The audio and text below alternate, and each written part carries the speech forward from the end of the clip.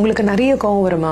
அப்போ இந்த வீடியோ உங்களுக்கு தான். உங்களுக்கு மட்டும் இல்லைங்க, எனக்கும் வந்திருக்கு. During my school days I use to be short tempered. அப்போ என்னுடைய ஸ்கூல் டீச்சர் சொன்ன இந்த ஒரு ஷார்ட் ஸ்டோரி என்னுடைய லைஃப் பெர்ஸ்பெக்டிவையே மாத்திருச்சு. அந்த ஸ்டோரி என்னன்னா, ஒரு சின்ன பையன் இருந்தானா, அவன் எதுக்கு எடுத்தாலும் கோவப்படுவானா. அவங்களுடைய அப்பா இதை கவனிச்சுட்டு அந்த பையன் கிட்ட சொன்னாங்களா, உனக்கு எப்பெல்லாம் கோவம் வருதோ நம்ம வீட்டை சுத்தி இருக்கிற உடன் ஃபென்ஸ் மேல போய் ஒரு ஆணி அடி. உனக்கு எப்பெல்லாம் கோவம் வரலையோ அந்த ஆணியை ரிமூவ் பண்ணி எடுத்துரு அப்படின்னு சொன்னாராம். இந்த பையனும் அந்த இன்ஸ்ட்ரக்ஷன்ஸ் அப்படியே ஃபாலோ பண்ணானா. ஒரு மாசம் கழிச்சு அந்த அப்பா அந்த பையனை அந்த உடன் ஃபென்ஸ் கிட்ட கூட்டிட்டு போயிட்டு, ஓ பரவாயில்லையே, நிறைய புது ஆணிகள் இல்ல, உன்னுடைய கோவம் குறைஞ்சிருச்சு போல அப்படின்னு சொன்னாராம். நீ கோவப்பட்டு ஆணி அடிச்ச இடத்துல நீ ஆணியை எடுத்திருந்தாலும் அங்க ஸ்டில் அந்த ஓட்டை இருக்கே, அந்த ஹோல் இருக்கே அப்படின்னு சொன்னாராம். அந்த பையனுக்கு என்ன சொல்றதுன்னு தெரியலையா. அப்ப அவங்க அப்பா சொன்னாராம், இப்படிதான் கண்ணா, நம்ம எப்பெல்லாம் கோவமா இருக்கோமோ நம்ம யோசிக்காம பேசுற வார்த்தைகள் எங்கேயாவது இல்ல யாருக்காவது அந்த ஹோலை கிரியேட் பண்ணிடலாம். எஸ், நம்மளுக்கு அந்த கோவம் என்னைக்குன்னா ஒரு நாள் கம்மி ஆயிடும். பட் நம்ம வார்த்தைகளால கிரியேட் பண்ண அவங்க மனசுல இருக்க வடும் மாறாதே.